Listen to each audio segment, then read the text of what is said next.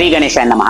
ఒకవేళ జాతక చక్రంలో రాహు గనుక నెగిటివ్ రిజల్ట్స్ ఇస్తున్నట్లయితే ఆ జాతకస్తుడికి డెసిజన్ మేకింగ్ ప్రాబ్లం ఉంటుంది. తాను చేస్తున్న పనికి తనకు సరైన గుర్తింపు రాదు.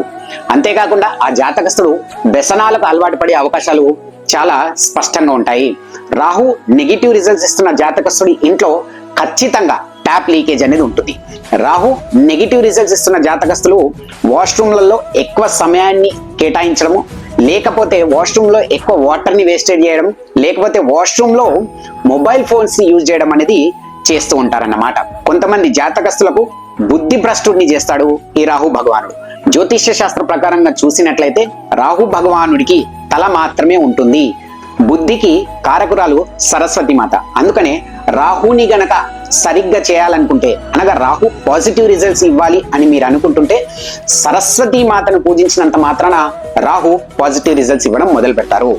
అదే కాకుండా ప్రతి ఆదివారం రోజు రాహు కాలంలో పారుతున్న నీళ్లలో బొగ్గును వదలడం మూలంగా కూడా రాహు శాంతపడే అవకాశాలు ఉన్నాయి. ఒకవేళ మీ ఇంట్లో ఎక్కడన్నా ట్యాప్ లీకేజింగ్ ప్రాబ్లం ఉంటే ఆ ట్యాప్ లీకేజింగ్ ని రిపేర్ ఖచ్చితంగా చేసుకోండి. దానివల్ల రాహు ప్రాబ్లం సాల్వ్ అయ్యే అవకాశాలు చాలా అధిక మొత్తంలో ఉన్నాయి. అంతేకాకుండా మనం జీవితంలో చేసే చిన్న చిన్న పొరపాట్ల వల్ల కూడా రాహు గ్రహం చెడిపోయే అవకాశాలు ఉన్నాయి. అది ఎలా అంటే, మీ ఇంట్లోని వాష్రూమ్స్ ఎంత నీట్ గా ఉంటే ఆ రాహు గ్రహము అంత శాంతపడుతుంది. ఎందుకంటే రాహు స్థానం మన ఇంట్లో వాష్రూమ్స్ లో ఉంటుంది. మీ వాష్రూమ్ లో మీ పని అయిపోయిన తర్వాత వెస్టర్న్ కబోర్డ్ ని కనుక యూజ్ చేస్తున్నట్లయితే దాన్ని మూసి ఉంచండి. దాని వల్ల కూడా రాహు గ్రహం శాంతి కలుగుతుంది.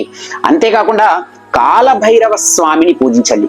ముఖ్యంగా రాహుగ్రహం వల్ల ఇబ్బందులు పడుతున్న వారు ఎవరైతే ఉన్నారో, శుక్లపక్ష లేకపోతే కృష్ణపక్ష అష్టమి రోజున కాలభైరవ స్వామి సన్నిధానంలో ఆవు నెయ్యితో దీపాన్ని వెలిగించి కాలభైరవాష్టకాన్ని చదివిన వారి జాతకంలో రాహు పాజిటివ్ రిజల్ట్స్ ఇవ్వడం మొదలు పెడుతుంది.